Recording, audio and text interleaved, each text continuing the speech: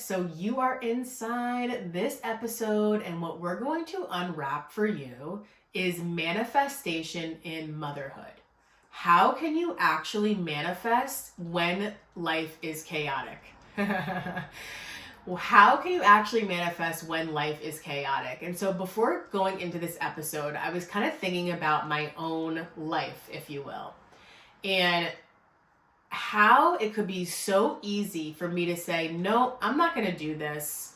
I'm not going to show up to do this or even film this podcast. And I'm going to give you a behind the scenes peek at what actually has to transpire in order for this very message that you're listening to be created, to come through, to be posted, and all the things. So as you may or may not know, I am with my children for I'm with my kids for like 75% of the week, like one-on-one primary caregiver parent. There's a few days a week that my 2-year-old is in school, 2 days a week that they're there till 4 o'clock, and the rest of the week 12 or 1 o'clock. And then there's some days, full-blown days, that I'm one-on-one with my youngest Summer while Sage is in school. And so you can look at my schedule, and in between that, I am doing podcasts. I am talking with beautiful women and mamas such as yourself. I am leading group containers. I am teaching at various physical locations in and around where I live. I am making sure that emails go out and my systems are working and my social media is going out to a certain extent. So there's a lot of things that are going on behind the scenes of even like what the finished product is. And so right now I'm filming this podcast on a Saturday morning. I have Fiona behind the camera, who is so skilled and talented at all the technical components, all of the actual tech things that need to be synced up and synergized in order for this message to come through to you now. And that also creates something that Fiona needs to be available when I'm available to record these podcasts. And on top of that, my kids have birthday parties that they're invited to and community events that I want to be a part of. And so there's a lot going on. So at any given time, I could say, you know what? No, I'm not going to do this. And there are some days where maybe that's warranted. Maybe I need more rest. Maybe I don't have it in me to show up in front of the camera. Maybe I don't have any divine wisdom or teachings that want to come through to me. And that's cool for me to honor that in that moment. But I don't say no all the time when things get hard. Because if I said no when things were hard or complicated, nothing would ever get done. Nothing would ever move. And so in spiritual world and spiritual living, we hear oftentimes like rest, rest, rest, rest, rest, or like don't do, or, don't step up and do this. Rest is best. And I honor rest. I honor the season of winter in our bodies. I honor the season of winter as a period of rest and darkness and stillness, but I don't succumb to that all the time. And in fact, I actually do show up when I'm tired. I actually do show up when I'm exhausted. And when I show up in those moments, I actually get fueled by my work. I actually receive energy from this work. If I'm tired, now it's not ideal, but sometimes I have a client meeting scheduled for 8 o'clock at night and I've had a full day of mothering and I'm tired after that. But what happens is I cleanse, I clear, I spend a few moments resting. I spend a few moments cocooning before I step into this important, beautiful portal of time for me to show up as a mirror, as a guide, as a coach, as a healer for the other person that's showing up. And after that session, I feel as though I'm floating. I feel as though I'm energized. I feel as though I've received something from that session because I have.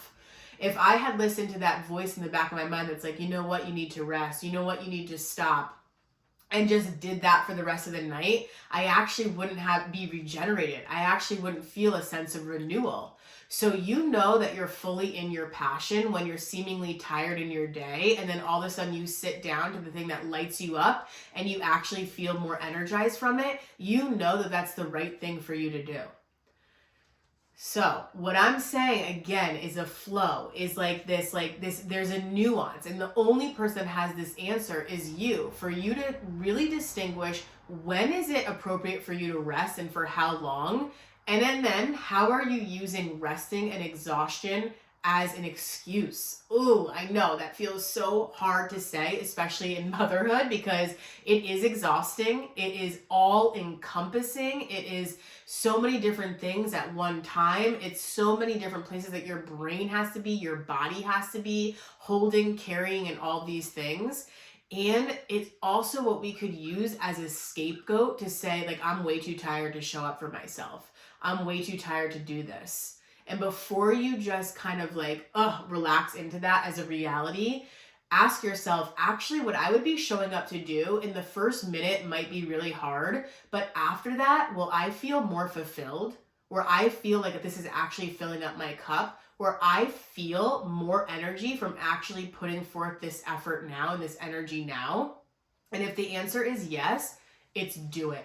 It's actually show up. Show up when you're tired. Show up when you've had a day with your kids, because that's what makes it more authentic. That's what makes it real. That's what makes it raw. That's what makes it imperfectly perfect. And that is how nature is, imperfectly perfect. So showing up as you are is powerful. It claims authority. It's vulnerable, which is the strongest thing that we can do in our life. Now I ask you to ask yourself, when is it that you're using this motherhood as an excuse? And how can you change that excuse to empowerment? How can you switch from how can you switch from excuse to empowerment? I can give you another example. People that are on their fitness journeys, or lack thereof, can say, I don't have the time, I have kids. I can't go to the gym, I can't go to the gym, I have children, I have to take care of them. Is not going to the gym really taking care of your children? Because in reality, it's not taking care of yourself. It's not moving your body. It's not bringing you fresh and new energy. It's not giving you strength. It's just saying, no, I can't do this because I have to do this. We hear time and time again, I would do anything for my children. I would die for my children. Your children are not asking you to die for them. Your children are asking you to live for them. Your children are asking you to expand your capacity in energy, to expand your capacity in presence, to expand your capacity in joy, to expand your capacity in wonder and curiosity. That is what your children are asking of you. Your children are not asking of you to self-sacrifice yourself so much that you feel this metaphorical death of exhaustion and burnout and tiredness. Your children want to see you at your best self. Your children learn from you being at your best self, and they learn from you from also over-giving too much, over-sacrificing too much. And so manifestation goes hand in hand with motherhood, because it is the biggest rite of passage, the biggest teaching that's going to have you feel into the nuances of life, feel into the intentions behind it all. And motherhood in general, I ask you this: what is the purpose? What is the purpose of your motherhood? I'm pausing intentionally. It's like, what is the actual purpose? What is the purpose of your motherhood? Why did you choose to become a mother? Do you have a macro view of helping and growing and bringing society grounded, strong, beautiful, loving children, all the way down to the micro view of healing your own lineage, showing up in a way that maybe your mother or father couldn't show up for you, and you're doing that for your kids? Is it for you to expand your capacity to grow, to find peace in the chaos, to bring peace into the chaos, to create a loving family unit, to create memories, to have excursions? What is it for you, and what is your purpose? When we really dial into our purpose, nothing else can be tuned out. Nothing else can be misunderstood, because at the core of everything, there is a purpose. My purpose in having children is to do everything I just said, to create grounded, secure, wise, kind, loving children for our future, for our generations, all the way down to parenting and mothering my children in a way that I wasn't, to provide a loving source, to be a loving source, and also to learn from them. There has been no greater learning lesson in my life than the role of mother. There's been no greater expansion of love in my life than the role of mother. And at the same time, I recognize that it's my path, it's my mission, it's my right to follow what I'm doing right now, which is teaching and leading and showing up outside of motherhood, oftentimes bringing the wisdom I learned from motherhood into this setting, into this transmission, into this teaching. That is very much ingrained in me. And it's ingrained in me that I am showing a way that my children don't need to go through the systems that society has told us that we needed to do in order to deem us quote unquote successful, that they turn that on within themselves and they follow what their truest success is. All of that is why I became a mother. And so it can be very easy for me to say, I'm tired, I'm not going to show up to do this. Or it could be very easy for me to say, wait a second, it's my purpose to show up. It's my purpose to show up this way. And it makes it more authentic for me to show up in front of my clients in this way. And it actually gives me real raw teachings and wisdom when I show up in this way. And that actually fuels me. So are you using this chaos? Are you using this exhaustion as an excuse? And then we can get really complex here. We could say that you overgiving and you burning yourself out is actually something that you're doing to yourself to stop you from having your greatest growth. Whoa. I'm just going to say that again. The exhaustion that you're experiencing right now is actually you living out a habit or a pattern of your younger self because you're fearful of stepping into this new version of yourself. Let's say you left a very, very strategic, powerful, exhausting, grinding job, and you're a mother, and you are looking to create your own business, or you've created your own business, and you're looking for that to be, successful in your own definition of the word. Yet you still find that in this new business, in this new entity, you're coming at it with the same energy that you did in this burnt out role that you left in your corporate job. And you're stressing and you're pushing and you're staying up and you're taking caffeine at night and in the morning and you're like, I can't do this and I'm not here for my kids because I have to show up in this way and my fists are clenched as I'm saying this. That, when I hear that, it's actually you're holding on to this old way of being, and this new way of being, this inner guru, this inner goddess of yourself is bursting to come through, is wanting to come through, and you just haven't yet dropped the attachment to the old way because it's fear, it's comfort. If I can control my schedule in this way, if I'm totally burnt out, then it means I'm doing something. If I'm totally burnt out, it means I'm worthy. If I'm totally burnt out, it means I'm doing all that I could do. Ooh. I just tapped into something right there that society is walking around with. I know women in my life, whether they be clients, whether they be family members, that are constantly doing, and it's burnt them out so much, but it's used as a tool because any behavior that we have is actually serving you at some point or time. Even though you may not think that it is, otherwise you wouldn't be doing it. So oftentimes we're overdoing to cover up emotions that want to come through. We're covering up the fact that we don't even know how to rest. We're covering up the fact that we were told that rest is a bad thing. We're covering up the fact that we were told that rest is lazy. And so you're putting yourself in this overdrive. And then at the end of the day, you're totally depleted and you're totally exhausted and you have nowhere else to look or do because it's like you're a walking zombie. Now, rest could actually look like you finding 5 minutes a day to breathe, or 5 minutes a day to just sit down and sip tea or sip coffee. It doesn't need to look like you're meditating for 3 hours in the morning at the crack of dawn and 3 hours at night at sunset. You don't need to put rest into this construct of like, this is what it must look like. Sometimes, and sometimes for many years, it will look like simply closing your eyes, breathing in and out of your mouth.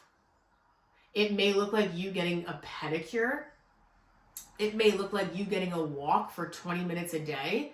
Our lives and our seasons change constantly. It's not always going to look the same way that it does today, that it is in 20 years from now. But don't bypass this whole like, oh, like I know this next version of myself wants to come through. I know this next mother of myself, mother of my children wants to come through. Or I know this next business venture wants to come through, but I'm not even going to look at it because I'm too exhausted. I'm not even going to do it because I'm tired. Well, it starts by shifting, by finding 5 minutes in your day to replenish yourself with intention. Like I am going to step out into the sun, the biggest, greatest portal that we have, the biggest fuel provider that we have, the biggest shiner in our life that we have is the sun, and going out and saying, you know what, sun, feed me with fuel right now. Feed me with light right now. Feed every cell with energy right now. That could be restoring to you so that you can step into your role.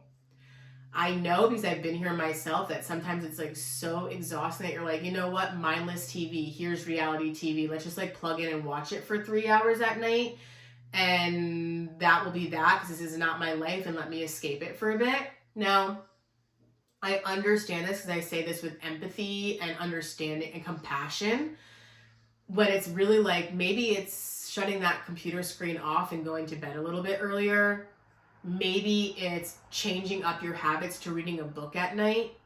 Or maybe it's you really enjoy this reality show and you know it's not necessarily bringing you anything that's like, let's say, higher education. But you're like, you know what? My intention is to watch this for 1 hour so I can unplug and then I will turn it off. I'm not going to get zapped in or keep scrolling through Netflix and say like, oh, what's the next thing I can watch? Or nothing really calls me in and like I'm kind of fumbling and I'm just like giving out energy by like not really knowing what is it that I really want to watch and what's going to help me. So maybe it's just getting really clear on the container of time in which it is that you're doing these things. So why this is all goes hand in hand to manifestation, because oftentimes when we're living on this treadmill where it's like go, go, go, go, go, this birthday party, this event, this activity, we don't even sit down for a moment and think about what it is that we want to create in our life. So we're not even intentional in it because we're just so going in the motions. So if you could just pause that treadmill for a few minutes once a day and just ask yourself, what is it that I'm looking to create? What's a new habit that I'm looking to bring in? What's a new way of living that I'm looking to bring in? That is what manifestation is. Manifestation is living with intention, because whether you know it or not, your thoughts and your words are sending out vibrations all the time anyway that you are manifesting. You're just not aware of it. The thoughts that you have of resentment, the thoughts that you have of anger, the thoughts that you have of joy, the thought that you have of love, you're constantly manifesting that in your own life and going to be receiving all of those feelings if you have felt them, when you feel them. I talked about this on the last podcast, but it's very relevant now because I think it's an example that really breaks down manifestation. And that is thinking of the universe or God or love as the barista. And you're walking up into the coffee line and you're like, this is exactly what I want to have. 4 shots of espresso, added caramel syrup on ice. This is what exactly I would like. Matcha latte, lavender. This is how I want it to come out, right? And then all of a sudden you walk down the line and you receive that drink. Now there's a stopgap. You're not going to literally be handed the drink right after you ask for it. You have to wait for it to be prepared. You have to wait for the artistry to happen. You have to wait for everything to come through, and then your name gets called and here you go. You're off with it. Same thing with the universe. Whether you're intentionally doing this or not, you're sending out that figurative order to the barista, and then all of a sudden there's a waiting period, and then it's all of a sudden like you receiving it. And you're like, whoa, I didn't ask for that. Well, somewhere you did. Or you're like, wow, I asked for that and I received that. That's amazing. That's awareness that you are being very intentional with what it is that you're looking to create out of life. So if you've never manifested before, it's the intention of what you're putting out there that you're asking to receive. So using your imagination, you're going to look at the universe as your favorite coffee shop, and you're going to write out what is it that you're looking to receive in this next chapter. Maybe it's a feeling. Oftentimes it is a feeling. Even something that we receive in a material form is giving us a feeling. It's an evoking a feeling or emotion in some way, shape, or form. So it all goes back down to feeling. Maybe you're looking to receive more peace. Maybe you're looking to receive more love. Maybe you're looking to receive more money. Maybe you're looking to receive more connection and community. So first step, intentional. I am. Always putting your statements into an I am. I am in receiving of love. I am receiving peace. I am receiving community. And then allow your mind to start to think about what is it that community looks like. Then what's going to happen is you're going to experience the opposite of that. You're going to look at your bank account and go, oh shit. Or you're going to look at this bill that's due and you're going to be like, ping, I feel triggered by this. Or your kids are going to be screaming at the top of their lungs in the kitchen while you're trying to do dinner, pulling you in a multitude of different directions. And this is the time for you to bring in this manifestation. When you're looking at that bill and in that moment you're feeling scarcity, you're going to say, I am receiving abundance. I am receiving $500 this month. Now, how would I do that? How would I manifest that? Start to play with that. What would that look like? What would that feel like? Where would it come from? Or when your kids are pulling and tugging you, you're like, I'm going to take a deep breath for a second. I'm going to transform my trigger point and go, I am receiving of peace. And what might peace look like? Maybe on Tuesday nights, I do a joint dinner with my friends so our kids can run around and play and I can have some time to fill up my cup with my girlfriends and talk to them, and the children can play with each other, and that takes maybe it doesn't take the chaos away, but it takes the chaos away right at my legs. Maybe that's what peace looks like right now in this chapter of my life. Maybe it's I'm feeling lonely. And I'm manifesting, I'm receiving partnership, I'm receiving community. And maybe it's that mom that you say hi to at the drop off and you're like, hey, you know what? It would be nice to have a relationship with her or go to tea with her. And maybe you ask her to go to tea with you. And it's like, wow, I'm receiving community. And what would that look like? That would look like me enjoying tea after we drop our kids off and actually connecting on a deeper level. I'm going to put myself out there and see if she's interested, right? So oftentimes, your trigger points are going to be the gateways, the portals of what it is that you are looking to receive, because it's going to show you, this is what I would not like to receive. So instead of feeling into like, this is my story, my life is always going to be chaotic, my children are always going to be at my feet, they're not. Oh, this is my story, I'm never going to be able to get the money game right, I'm going to be in scarcity. No, that's not. That is actually the opportunity for you to bring in healing. That's actually the opportunity for you to bring in light. That's actually an opportunity for you to transmute it and change it. You just have to bring awareness to it. So, our life is designed to have challenges and chaos, and our life isn't designed for us to actually forget at times. Forget the true purpose of this all. That's what makes this game so rich and so dense and so all moving and all encompassing. Because at the end of the day, you are love. We are love. We are all vehicles of love. But there's so many different things that are like sparked out that are going to be like, oh, I totally forgot that because I'm zapped. I can't even think. And it's in those moments where you bring in this clarity and this awareness of maybe just one sentence, like, oh, that's right. This is giving me awareness to show me what is it that I truly desire. Oh, that's right. This is a reminder for me. Oh, that's right. I'm feeling this way again because the universe is asking me to drop this story and step into a new one. You're going to do this before you even understand it. You're going to do this before you even believe it. You're going to do this before you even have faith in it.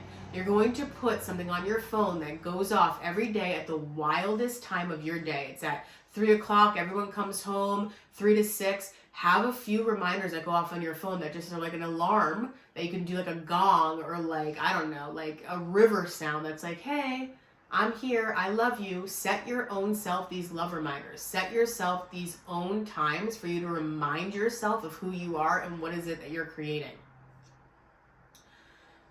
This is why manifestation and motherhood go hand in hand. Motherhood is a manifestation.